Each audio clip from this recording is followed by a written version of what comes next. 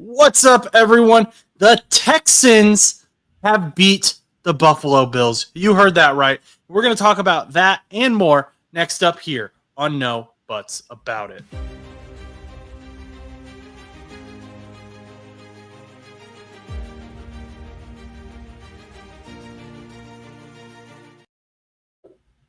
What's up, everyone? It is Josh Butts here with No Buts About It.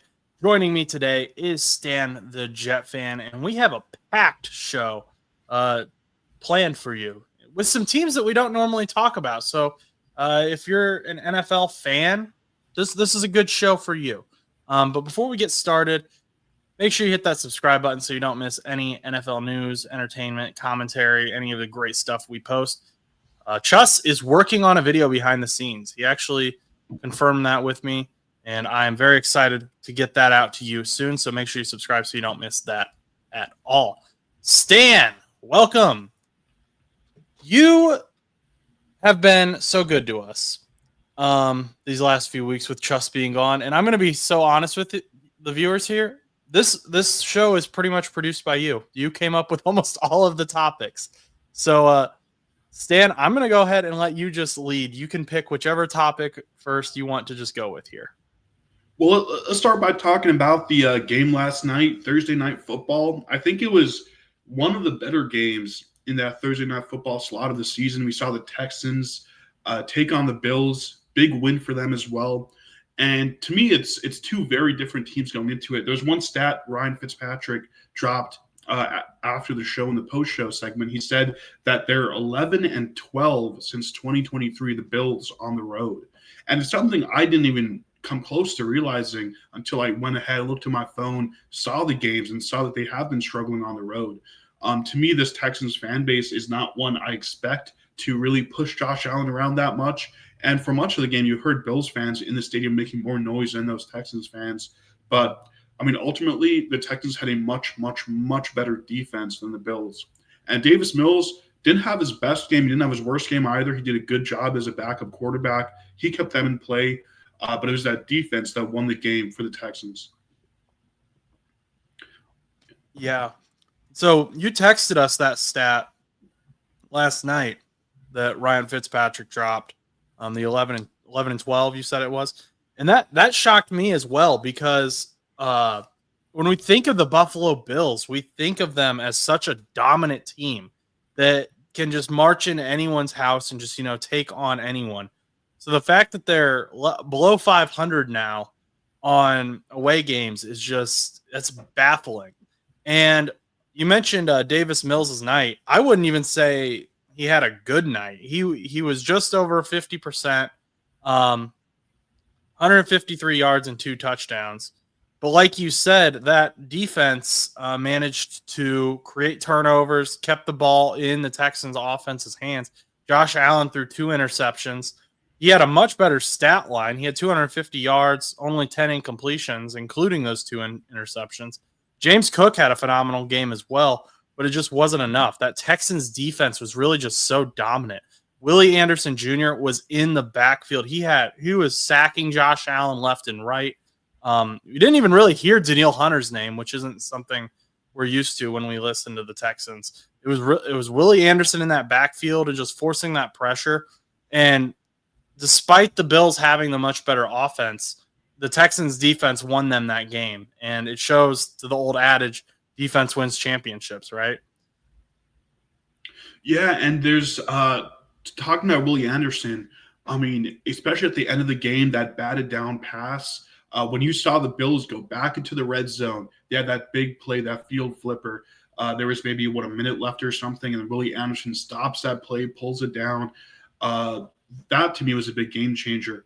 And then if you're talking about the Texans too, I do want to say I think Davis Mills did a good job for a backup. That's what I was saying with his performance, and he's been one of the better backups in the league, really through his time. I remember that first season where he started.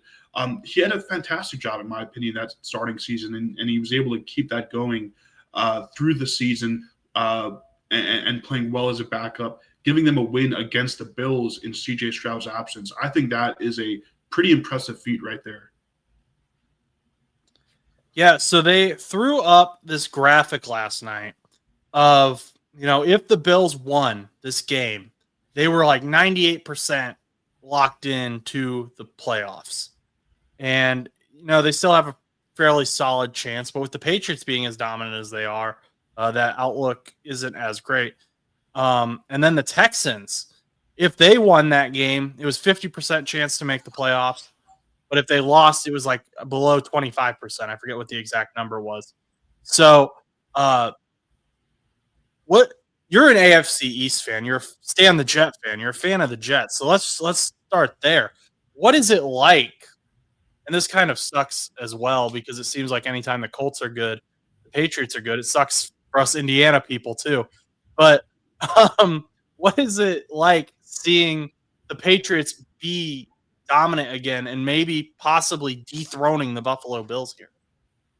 I mean, it's pretty crazy. There's a bit of whiplash there. I'm thinking I'm back 4 years ago, 5 years ago, with the end of the Brady era. When I'm looking at the AFC East, to me, it was all Bills going into the season. And one thing specifically was with that coaching staff, they've had big injuries to that defense every single year, still able to churn out an amazing defense. This is the first year where you're seeing that defense get close to, I think you could say that defense kind of sucks. That they're not a very good defense. They're not even an average defense, especially with how they're unable to stop the run game. I mean, we've seen so many teams tear them apart, even in games the Bills have won. And it's not as bad as the Bengals, where no matter what your offense is doing, your defense is giving the game away to the other team. But it's getting close to that level for them, and I think that is going to be a big question mark for the Bills, because even if you make it to the postseason, which I think they probably will, I think they will get one of the 3 wildcard spots. Even if you make it there, if that defense, keeps on throwing stinkers, I don't think there's a path to the Super Bowl for the Bills. Yeah, and they had a ton of injuries last night as well on a defense that's already, like you said, struggling. Not that I have anywhere to talk because, like you said, the Bengals suck. But but Bernard losing him, that's a major piece. They've already got some linebacker issues. I saw they were working on AJ Epinesa, and we'll see in the coming weeks how many of those injuries are long term or what we actually have here. But now you're in a situation where you're not locked into the playoffs. Josh Allen isn't going to guarantee you a win. And now you're losing your leaders on that defense.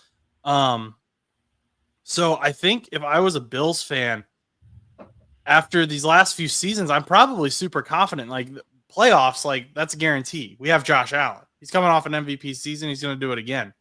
But last night, that I'd be nervous, right?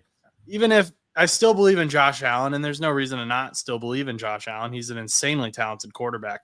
But now we've also got the beat up defense, and that's a difficult thing to get across, especially in the playoffs. I mean, we've seen that with the Steelers multiple years. They get into the playoffs and they just go out, right? Yeah. That's the story of that franchise. And talking about the Bills, I don't know if you were going somewhere else with that, but with the Bills as well, they're not a team that's done particularly well in the playoffs either way, right? That's We've true. seen them crumble time and time again. We've seen it with a kick. We've seen it with good defenses. We've seen it with weather. There's so many ways we've seen this franchise fall apart in the playoffs. Now this year, it's hard for me to imagine they even make it around past, especially if they're not, with one of the top 4 seeds, with one of the divisional titles there. Right. Yeah, no, that's a good point. Even when Josh Allen was having that MVP season, it wasn't enough, right? And Mm-hmm.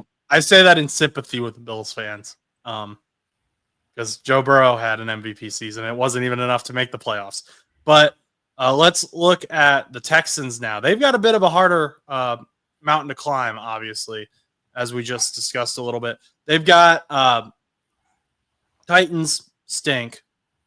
Stunk. But they've got the Jaguars in their division, and they've also obviously got the Indianapolis Colts in their division. I don't know that I could see the Texans passing the Indianapolis Colts. We'll see how they do against the Chiefs, but I think the Colts are a pretty solid football team, as long as Jonathan Taylor and Tyler Warren are healthy. What about the Jaguars, though? What do you think about them? Well, one thing is, who's to say they don't all three of those teams make the playoffs? We've seen it happen before. It's happened with the AFC East a couple years ago, I remember, where you saw the Dolphins, Patriots, and Bills make it. Only one team from that division did not make it that year, my team. But it's happened before. It can happen again. There are three good teams, and their matchups out of their division have been favoring those three teams as well, especially with the fact that the Titans aren't even really given a fight in those games. I think there's a good chance we see all three of them make it. I expected Texans to do better than the Jaguars because they've been moving in the right direction through the season. They started off going 0-3. I remember, and correct me if I'm wrong, but I think all three of those games where they lost early on, those were CJ Stroud games, right? We saw them with their starting quarterback. They weren't able to pull through. They weren't able to come up with the wins in any of those three games. Now they've gone 6-2, three of those games without their starting quarterback. Davis Mills was able to do just enough to get his team a victory last night. When CJ Stroud returns, which he has a concussion injury, so you can expect that to be somewhat soon now that he's missed 3 games. I think that's going to be a game changer for the Texans. For me, the Texans, between them and the Jaguars, I see them as the better team. Now, whether that means they're going to end up better on that leaderboard at the end of the season in the rankings, I'm not too sure myself. But I do think they're the better team, and I do think compared to the Jaguars, they will go further in the playoffs. Yeah, looking at the Texans' schedule and the games they played, they lost by 5 to the Rams week 1. Week 2, they lost by 1 to the Buccaneers, and then week 3 they lost by 7 to the Jaguars. They did end up beating the Jaguars later on by 7 points. Math is hard. But I think you bring up an interesting point, and there's no one in their right mind that is going to suggest that you bench CJ Stroud for Davis Mills if CJ Stroud is healthy. But that offense early on was struggling. They were terrible. I don't know why that was specifically, but the defense did step up. Honestly, on both the Jaguars and the Texans, the defense has been what has carried them. And the Jaguars defense was hot at the beginning of the season. Really good. They were one of the top defenses in turnovers. But a lot of times the team that makes the playoffs is the team that gets hot going into December. And we're going into December right now. And I believe the Texans now lead the league in turnovers defensively. Their defense is hot. Their defense is confident. Their defense is, no one's going to stop them. Those pass rushers, there's not a single O lineman in the league that's going to stop those pass rushers in their minds. Those corners, they're going to jump the ball, wrap up the player. This is the key. This is the key, Bengals players. Wrap up the player and then punch the ball out. Notice the order. Wrap, then punch. We saw some of that last night, and it worked well. And it limits the playmakers on that offense that you're playing. And the more time you limit the time your opposing offense has the ball, the less opportunity they have to score against you. So that's a great thing that the Texans are able to do that. And I do agree. I think the Texans are going to be able to do that more consistently and at a better level than what the Jaguars are. And I think that CJ Stroud is, even if he's not playing his best, he's at least more consistent than what Trevor Lawrence is. Yeah, I don't really have an opinion on the last part there. Okay. To me, it's very hard to differentiate between those two quarterbacks and their systems. I will say the Texans, I do think, I'm blanking on his name now, what is it? DeMeco Ryan. DeMeco Ryan, yeah. He's done a fantastic job of leading that team. And when you look at those turnovers, you look at the, wrapping and punching, everything with that defense, it seems to me they built a fantastic culture.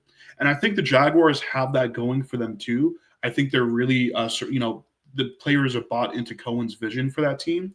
But Ryan and his system, I think, being a little more mature, being, there for an extra year upon, Liam Cohen, who's entering there for the first year. I think in the playoffs, as you get into those tougher games, to me, I trust him as a coach more than I trust Cohen. Yeah, and I mean, just being fair to Liam Cohen, D'Amico has had more time to establish his culture, to establish uh, what personnel he even wants on the team. I mean, a lot of these players that Liam Cohen inherited aren't guys that he necessarily wanted. Now, is that to say that he doesn't like them, doesn't want them? No, but they're not guys that he was in the draft room and saying, I want that dude, or this dude is like, they're not his guys necessarily. And that might be an interesting conversation to have in the future about Trevor Lawrence. We'll see what happens there. He's got a pretty big contract, but again, I don't know that he's lived up to the hype.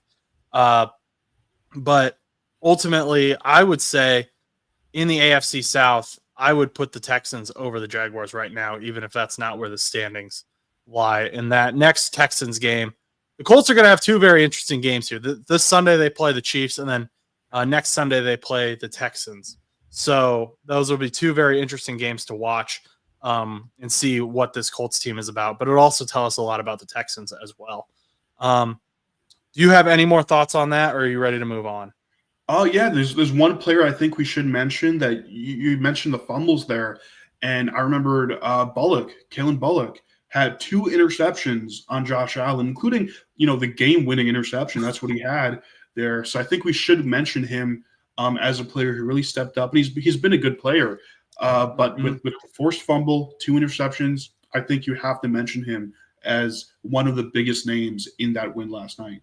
He's the one that would have had the pick 6, right? If it wasn't for the block in the back penalty. I remember in the right. Yes. Oh, I think so. I'm not 100% sure. I do remember that play. I can't remember if it was him or not. I think it was him because I think he caught it off a deflection and he ran it back. But yeah, shout out Kalen Bullock. Had a big game. Come to Cincinnati. But yeah. We have an interesting narrative. This has been discussed so much that I'm almost tired of it, and he's starting for the first time this week. That's how stupid this narrative has gotten. I know that you've got some thoughts, so I'll let you go first once I introduce it here. Shedeur Sanders. We finally saw him last week. Dylan Gabriel went out with a concussion. Shedeur Sanders is starting this week against the Las Vegas Raiders. I posted a short about it, so my thoughts are kind of out there a little bit. But I want to know your initial thoughts here, because you texted me about it a little bit, and I think you had an interesting perspective on this. Sorry, I'm a little lost here. What's the perspective? No, you about him starting or?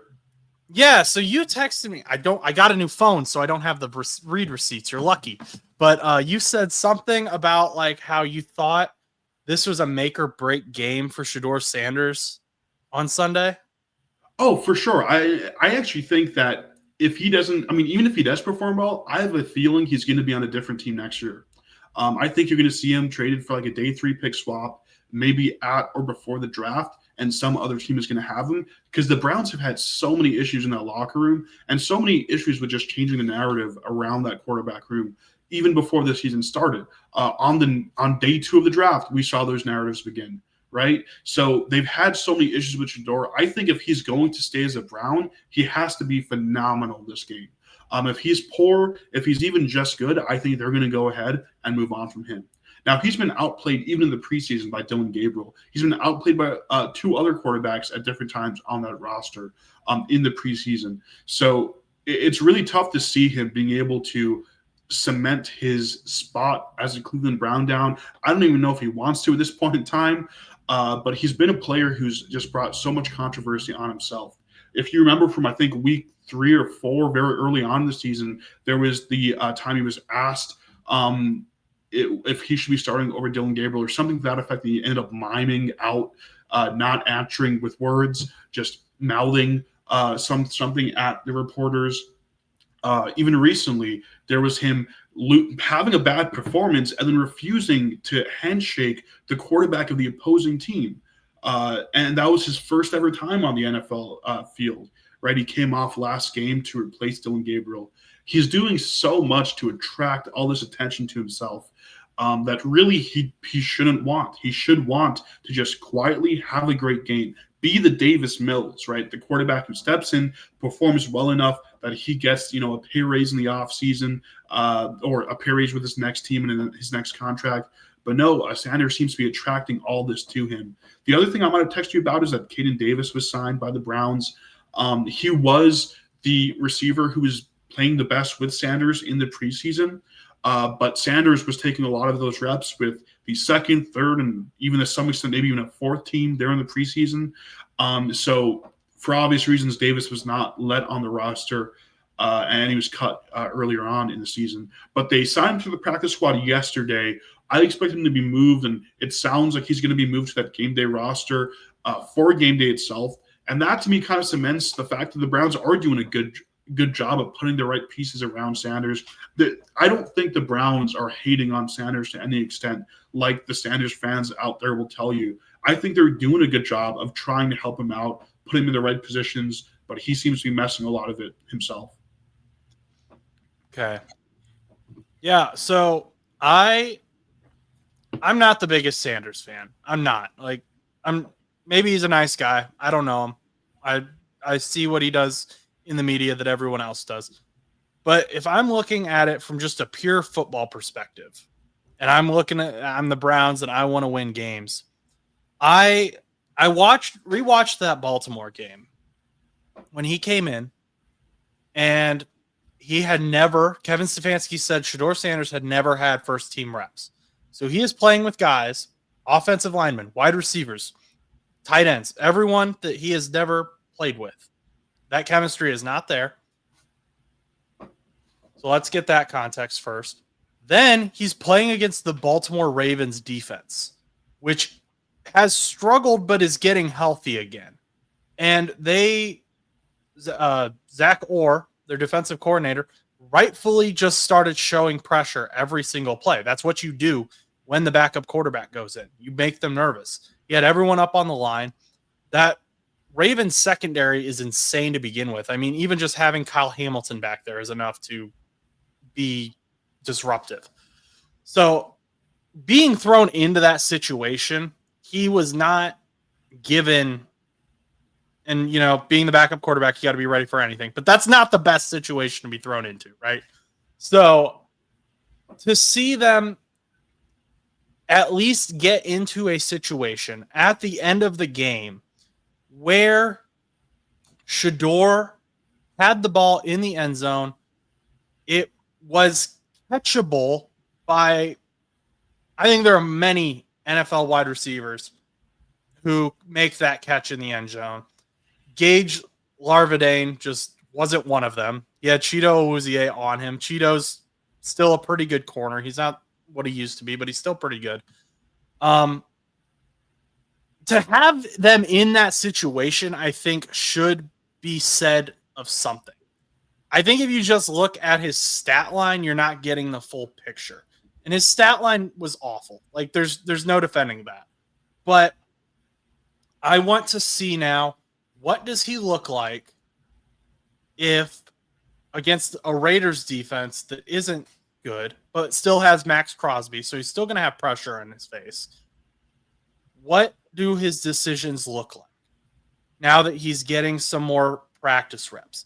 Because they're looking at the all 22 of that final play that I just talked about. Jerry Jeudy was open as well. And you could argue Jerry Jeudy would have been the better wide receiver to throw it to in that situation. He also has some mechanics stuff that I don't really like. He throws with I don't even know how to describe it. I've tried describing it to people, and I think you just have to watch for it to see what I'm talking about. When he throws, he whips his front leg out. It's like a weird rotational thing, and it causes the ball to almost curve. I think that causes some accuracy issues. But I want to see, now that he is the guy, what can we get out of Shedeur Sanders? This game should be our focal point. I'm forgetting the Ravens game. This is our game here. This is our Shedeur Sanders game. And I don't know that it's fair. Again, I'm not a Shedeur Sanders, waving the flag for him all the time. But I don't know that it's fair to give Dillon Gabriel four games as a starter where he didn't do anything particularly amazing. His first game, we said, okay, yeah, he looked okay. He'll probably improve. And I don't know that he actually ever did improve. So I don't know. Would you be willing to let Shedeur Sanders finish out the season? I mean, the Browns are already expected to draft a quarterback next year either way. So whether it be Fernando Mendoza or whoever, but would you be willing to let Shedeur Sanders finish out the season, Stan? If I'm the Browns, I would not, because Dylan Gabriel seems to, I doubt they keep both Gabriel and Sanders on the roster going into next year. Especially with bringing another young quarterback into that room. It does not make sense to me as a good roster decision. I think what they should do is keep Gabriel, because at least he's not causing media issues, and then trade Shedeur Sanders to the Jets for a seventh round pick spot. Wait. You are you like trying to incept getting Shedeur Sanders to the Jets? Is that your whole goal here? Assuming, well, in general, I would want the Jets to take a try with someone like Sanders if you're able to control and you're confident you're able to control him.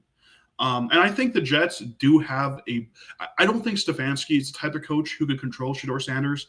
Just to put it out there, he never seemed to have that vibe. I think Aaron Glenn, with a more of like a tough guy personality, I think he could do a good enough job of controlling Sanders. Now, I don't know if the Jets will want him, and I don't even know if I want him myself. I just said the Jets is a team that will probably take a flyer on a guy like Sanders. But any of those teams, it's hard for me to name another team that makes sense for Sanders because of his personality.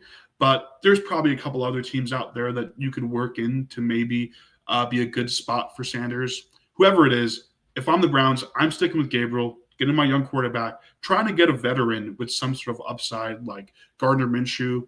I know Davis Mills will be a free agent. But any of those veteran-ish quarterbacks who've been in the league a little bit before, and let those three work out that quarterback room. I don't think it makes sense to keep Sanders because of all the issues he's caused you already. He clearly doesn't like playing for the Browns. That's very obvious. And it looks like most of the Browns players don't seem to get along too well with him either. So if I am the Browns, I move on from Shedeur Sanders. Can I ask what you're basing that last part off of? From the reports in the media, like you've seen time and time again, when other players are asked about Sanders, they don't have bad things to say, but they very obviously don't want to talk about Sanders.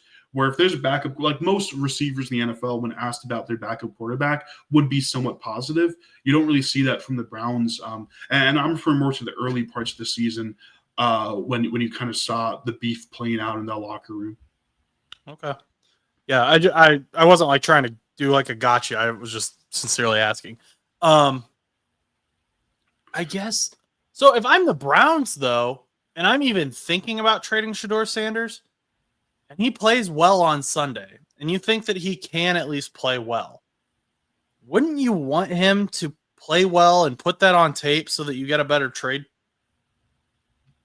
Well, I don't know if he will play well. I think he'll be fine. I think he's right now, in terms of skill and everything, about or slightly lower than Dylan Gabriel. I don't think they're very far apart. Now, maybe Sanders gets lucky and he has a great game. But I think they would look at Dylan Gabriel's multiple good performances and say, we'll just stick with him. I have a feeling because even from the interviews I'm talking about, no one has yet, to my knowledge, gone out and said, I don't like playing with Shedeur Sanders. I think the Browns are probably a little scared of that happening with his ego in the locker room and all the issues he's caused already.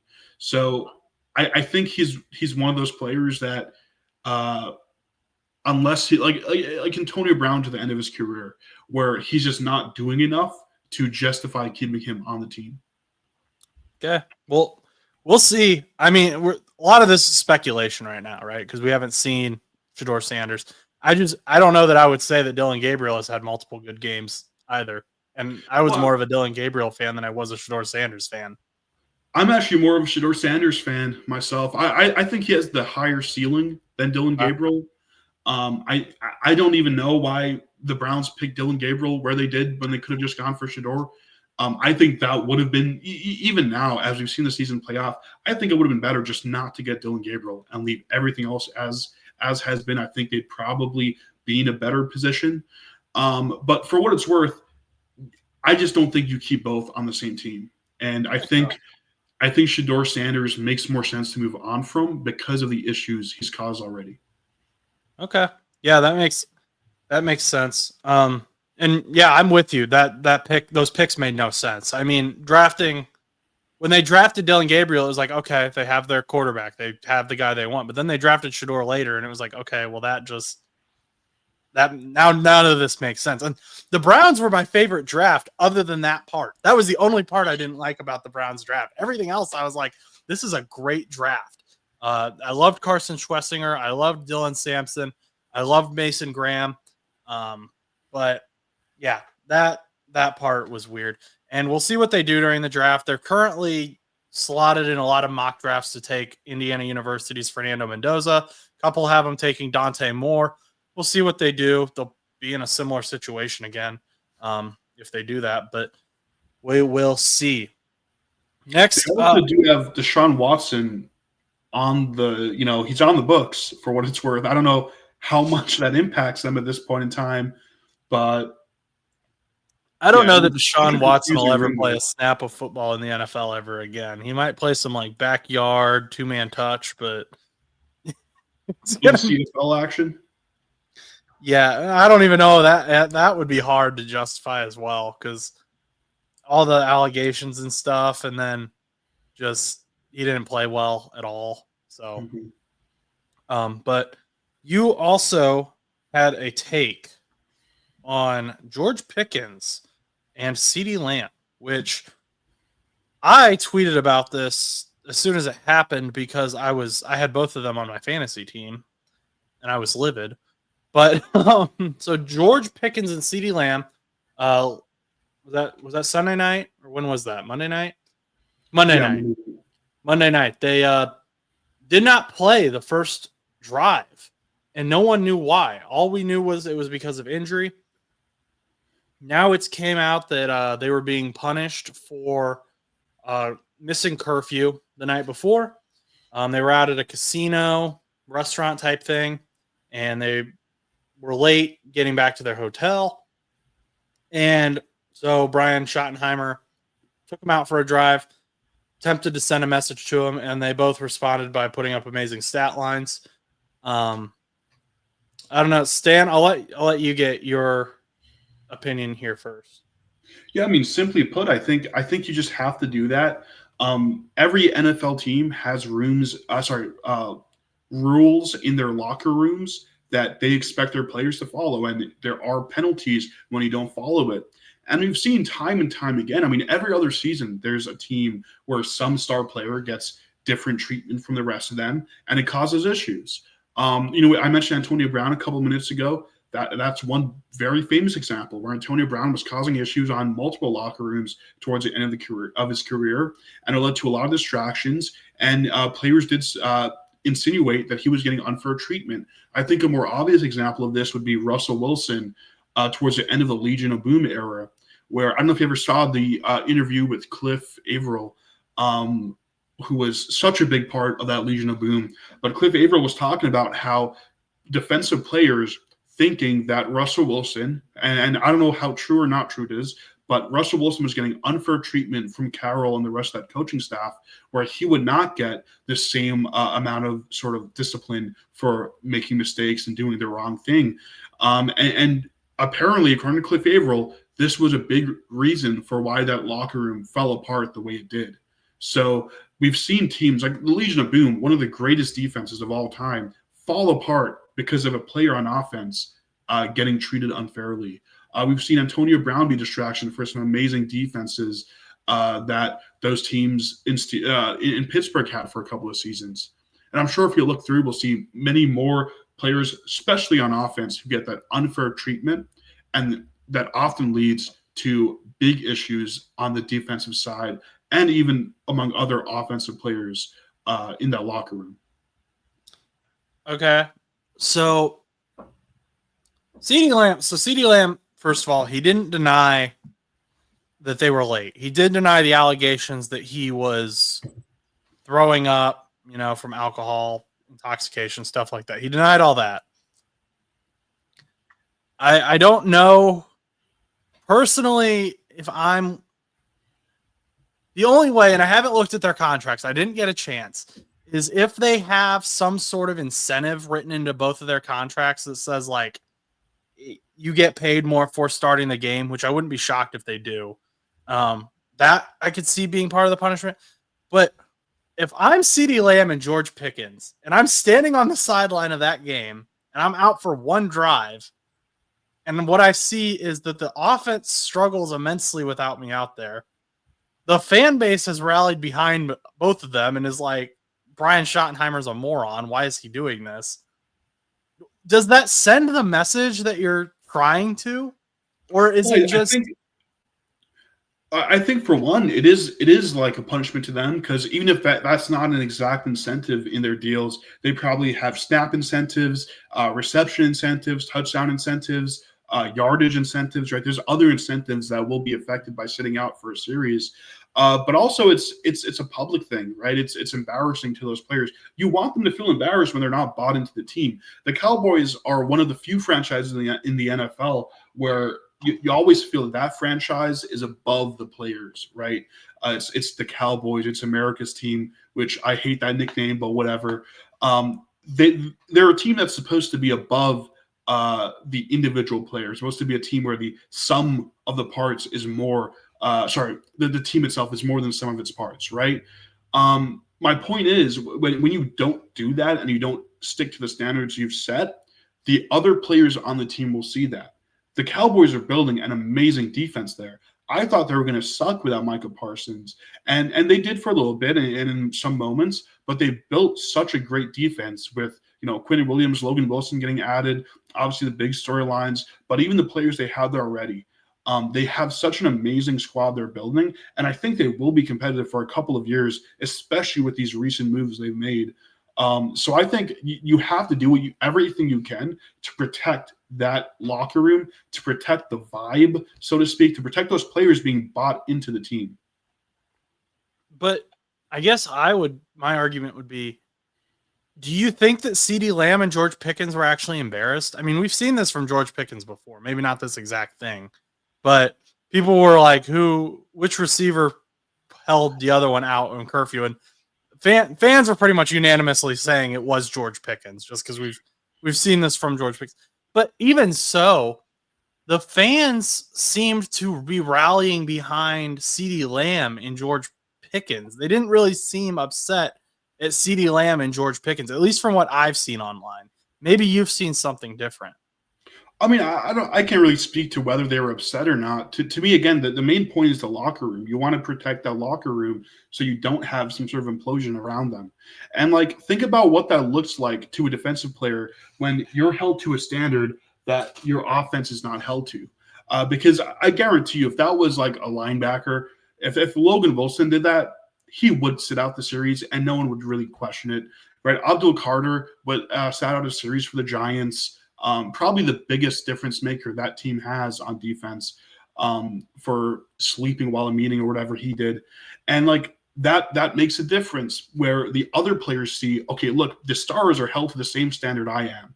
And when you don't do it, because everyone will know, right? Eventually that story is going to leak, and probably The Athletic is going to make some scathing article about how Brian Schottenheimer does not run a tight ship for the Cowboys. And every other player on that team is going to think, oh, when I did something wrong, when I missed a meeting, when I was late to practice, I had to do X, Y, and Z. But these guys, they don't have to. What does that make you as a player feel? Are you going to be bought into the team after that? I don't think so. Yeah, I think that's a valid point. I just don't know that one drive necessarily sends that message. Maybe it does. Maybe I hope it does. Well, this is an assumption here, but my assumption is that at some part of the offseason, Brian Schottenheimer said, if you guys do X, Y, and Z, they set a curfew. They had a curfew. They had rules in place.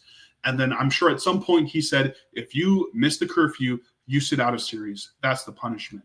So I think you have to be fair and stick to that punishment that you created, to the set of rules that you put in place, and say, yeah, even though you're two of our top 3 players on offense, we're going to bench you for this first series. Yeah, that's true. And again, we don't know that for sure, but if that did happen, yeah, good on him for sticking with that, because that's not. And I don't want to just rag on Brian Schottenheimer either. That's a hard decision to make, and having your 2 top players in prime time. I mean, that took away from the game for that moment. That's what everyone was talking about. That was all they were talking about on the broadcast was CeeDee Lamb and George Pickens still aren't out there. We still haven't seen CeeDee Lamb and George Pickens. Where the heck are CeeDee Lamb and George Pickens? Like every incompletion, every completion, it was CeeDee Lamb would have caught that.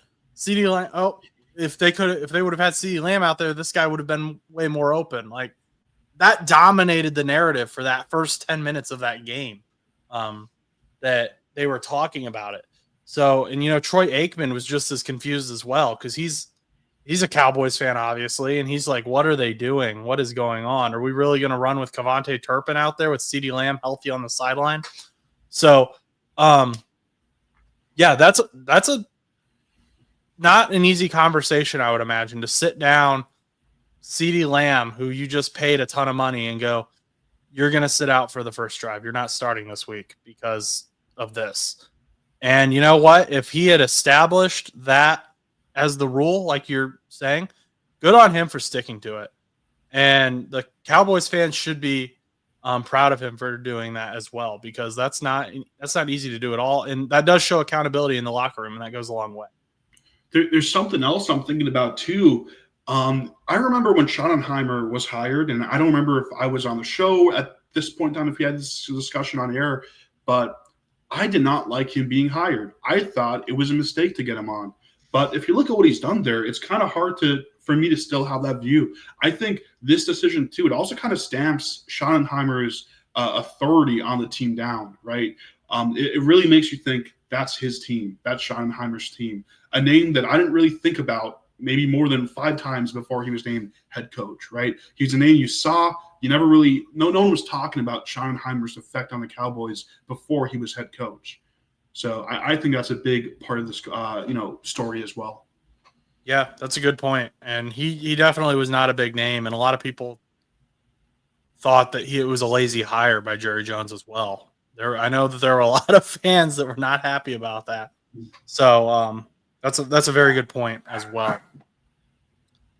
Let's move on to the Cincinnati Bengals. So they play the New England Patriots this week. Joe Burrow had said originally that he planned to come back by Thanksgiving or on Thanksgiving. Now he's indicating that he wants to come back this Sunday. He's apparently been practicing, giving full practice. Reporters have tried to get T. Higgins and other players to kind of comment on it. He said he thinks he's going to play because he asked Joe, and Joe just smiled. Joe gave him the kind of shaky smile. I don't really know what that.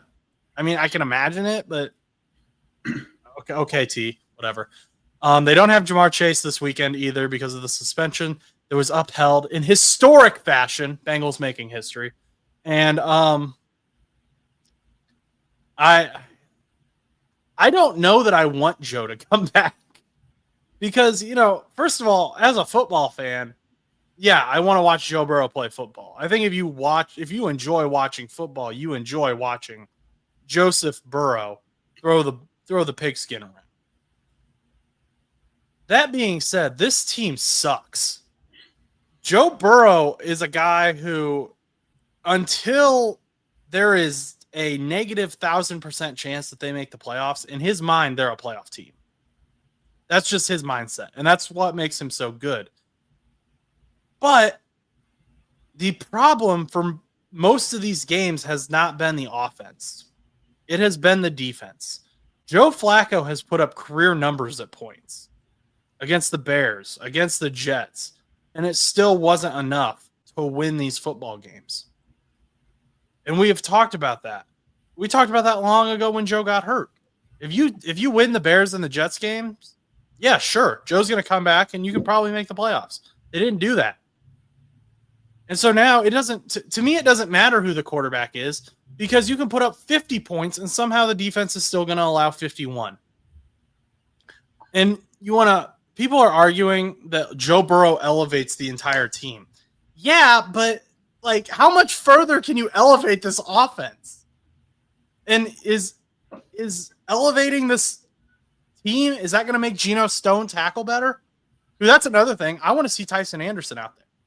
Give Tyson Anderson a shot. Give DeJohn Anthony a shot. Because Geno Stone showed zero effort against the Steelers. And he was a guy that I liked that they brought in originally. And he's just checked out. So give these other guys a shot. Let's see it literally cannot get worse. This team is the worst defense in the history of the NFL in the Super Bowl era. We literally cannot get worse. You cannot get ranked worse than what you already are. So, I don't know, do open tryouts and just start signing people off the street. See if you can get. But Joe Burrow coming in, unless he's going to play corner, is not going to do anything for us. It's not helpful. And I hate saying that. I really like Joe Burrow. I really want to see Joe Burrow play football. But I would hate to sit on this podcast right now and say to you, Joe Burrow needs to come in and play because we still have a chance to make the playoffs. And then 2 weeks from now, we're saying Joe Burrow has an ACL tear. He's out for the majority of next season as well. Right? I mean, like, what are we playing for this season? You're not going to make the playoffs. Even if you keep Zach around, like, okay, keep him for next year. Cool, whatever. But we need a cornerback. And this is a good, at the top level, this is a good draft for cornerbacks. Caleb Downs out of Ohio State. So if you can get him, that elevates the defense. I just don't know what Joe Burrow. I think the risk does not outweigh the reward here. Of we get to watch Joe Burrow play football. Cool. Love that.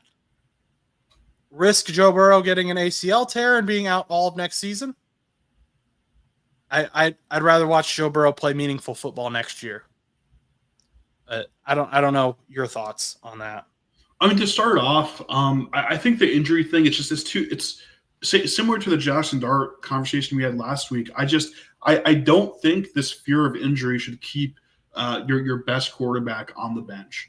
And there's a few different reasons that we talked about last week, but since we're talking about the Bengals, let's look at who they have ahead of them, right? You would have to win outright or if you have 2 losses, it's almost impossible to make the playoffs. If you have 1 loss, you have a decent chance. And if you win outright, you should be in there. So you have to win outright or get close to it. When I'm looking at the next couple of games, if Joe Burrow comes against the Patriots and he's able to play, to me, you can win that game. It's very unlikely, but you still can win that game, right? I don't know what the path would look like there, but I'll put it this way. If you don't have Joe Burrow, to me, that's an easy loss. No question at all.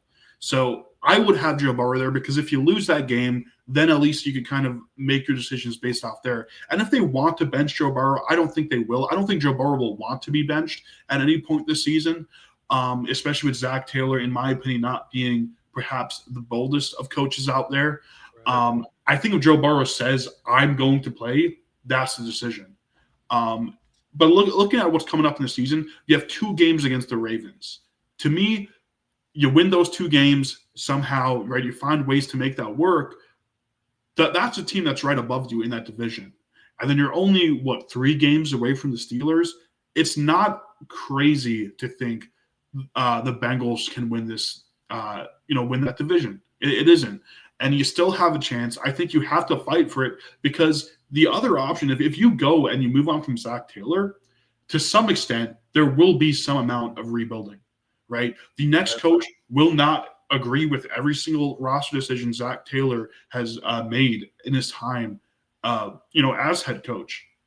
They're probably going to move on from some of those big players in offense that Joe Burrow spent the entire offseason fighting basically the entire last 3 off seasons when you really get down to it, fighting for the Bengals to re-sign. The next coach might just say, you know what, let's get rid of one of these top 2 receivers so we can get some guys on defense with the draft capital or whatever. So I think the Bengals are right there on the cusp of a rebuild. And if I was a Bengals fan, I just would not want to see that, right? To me, there's too much risk there. Joe Burrow has plenty of years left to play football, but with his injury history, who knows what it actually looks like? You know, he could very well have only 4 years left, right? That's a realistic timeline here. So I think you got to maximize it. You got to get him on the field and try to win as many games as you can, if for no other reason but to avoid the rebuild. Okay. I mean, I get it. I get that take, and I respect it. I'm looking at the Bengals' luck, man. And our luck, I mean, it happened with Eric All last year. He was playing great, playing phenomenal, and around this time he tore his ACL, and he's been out this entire season. And, you know, I get the injury thing. You can't predict that. You can't let that hold you back necessarily. But I don't know what they're playing for, and I'd hate to lose all the potential of next season on a 10% chance of this season. I mean, I still think you're playing for the playoffs. I think you're closing the door a little too early. I think you need to – if they lose the next 2 games, then yeah, you could close that door. Even though I think technically they have some small chance of still making it, you could close that door. But they haven't gotten there yet. Also, against the Patriots specifically, that's a team that uses a lot of scheming more so than just raw force to get past the quarterback. And you know who's one of the best quarterbacks in the league at reading scheming? Joe Burrow. So I think against the Patriots, a team that may not have the biggest pass rushers, but they just use them well, I think you want Joe Burrow out there. Yeah, we'll see what happens. Mike Petraglia just tweeted or just popped up that they're swinging the pendulum back towards Joe Flacco starting. Joe Burrow hasn't been ruled out. Flacco's currently the favorite. We'll see what happens. It's been a weird week in Cincinnati, but I don't know. Stan, if he gets hurt, I'm blaming you. Real quick. We have about 8 minutes or so here. The Tampa Bay Buccaneers. You had some thoughts on their future. They've got a lot of older players, a lot of vets. Mike Evans obviously being one of them. Looking at defense, you got Levante David. Your thoughts on this team, where they are now, where they're going to be? I mean, it's kind of crazy. Since the beginning of the season, Baker Mayfield has been in the media talking about pulling this room together, about getting the guys bought in. And, you know, to me, I'm living in Tampa Bay now. I'm hearing what the fans say. I've watched this team a lot more than I usually do. And I just don't see it personally. I don't think the Bucs are going to be a Super Bowl contender at any point this season. I don't think they're going to be able to turn it around that much. And there's been some really wacky moments in this too. With their most recent game, we saw Todd Bowles throw in Teddy Bridgewater when his team was down by 12 points with, I think, just under a minute left in the game. That is still a winnable game. I've seen the Jets. We've been together, you and I, back in Jay Sarah, watching the Jets come back from 12 points with like a minute or less left in the game. But Todd Bowles pulls his quarterback, Baker Mayfield, out, puts in Teddy Bridgewater to basically say, yeah, we're giving up. We're waving the white flag. We're planting our foot. We're losing this game, is what he said. And Baker Mayfield talking to the media about trying to bring the locker room back in together, getting everyone to care more about this team. I just think the Bucs are kind of out of it. And I hope they can turn this around, because I would love to be in this city while they make a playoff push. I have never been in the city of a team as they're making a playoff push. So that would be really fun to see if they can make, you know, a real jump at that Super Bowl, because a healthy Bucs team is a Super Bowl contender for sure. And as they get a little healthier going into the end of the season, I think they will be able to compete, will be able to at least go for like an NFC title, right? They have that capability in them. So I hope they can pull it together. I'm not very confident on it. And that playoff window for this current, the team, the way they're currently built, is closing in within a season or two, in my opinion, unless they could retool very effectively. But replacing a guy like Levante David, that is very, very close to impossible. And Levante David himself, by the way, looking at the last couple of games, looking at all of the season, you can tell he's slow. You can tell he's a step behind the guys he's trying to tackle often. And I think a lot about CJ Mosley, his second to last year with the Jets. Before that year, where it was he was cut, there was nothing left. We saw a very similar progression with him. Playing also as a linebacker and as the quarterback of that defense for the Jets, where he just was a step behind, and you saw that downfall come really quickly because age for a linebacker, it hits you pretty hard when your position is all about physicality. Right. Yeah, looking at their depth chart, they have a lot of either really good young players or a lot of really good older players, and they don't have a lot of that in between stuff. Like they have Bucky Irving and Amika over here.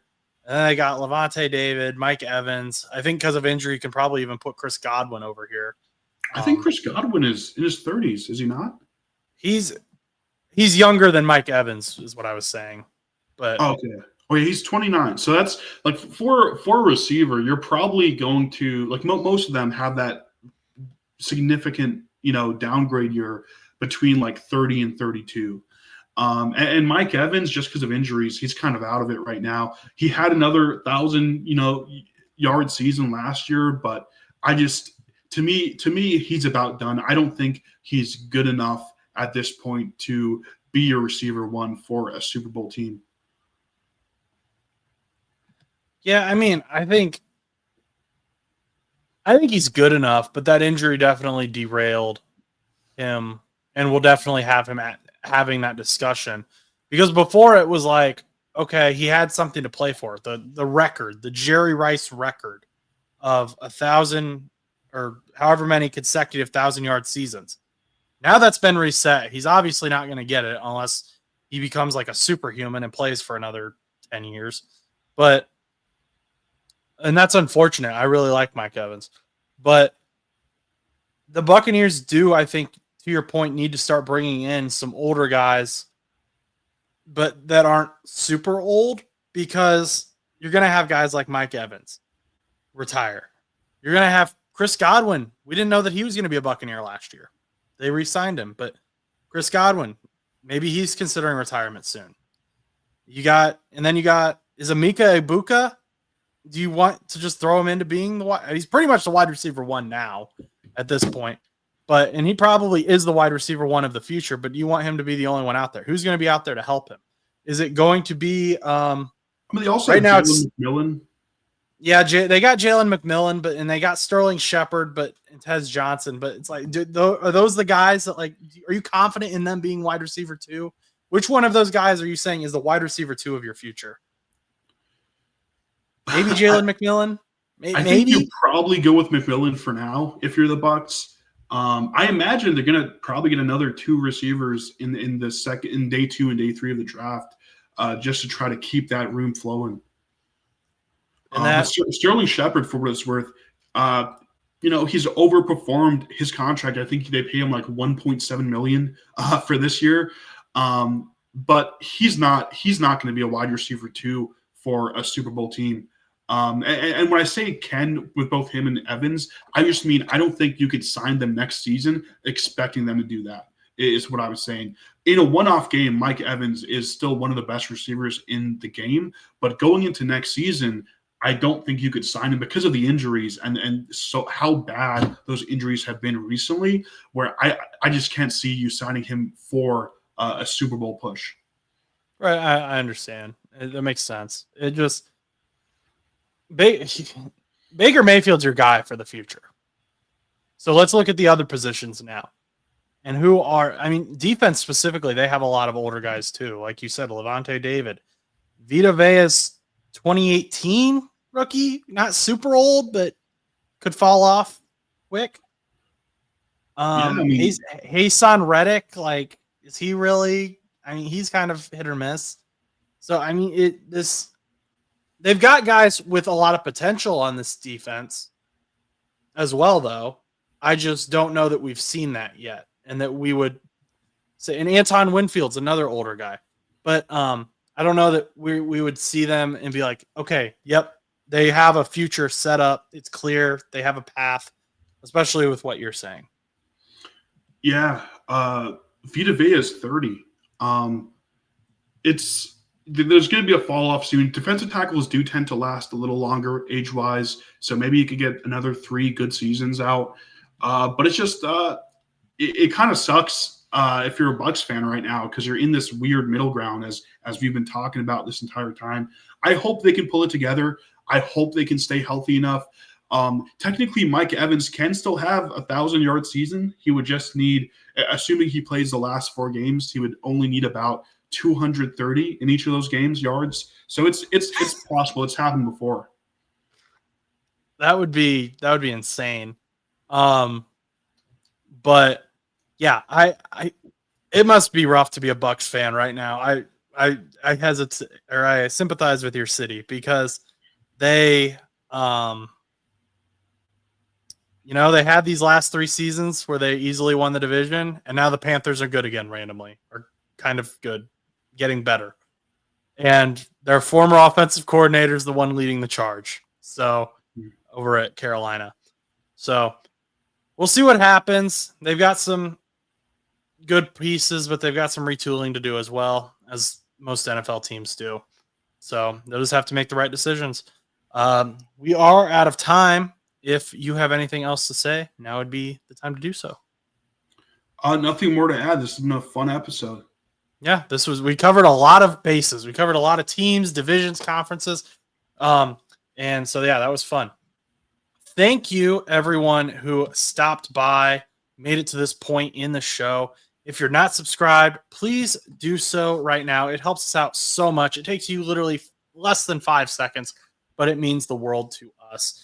Like I said, Chus has a exciting video about the Eagles and the Patriots coming out soon, so that'll be fun to watch. But until next time, like, comment, subscribe, and go do something nice for someone.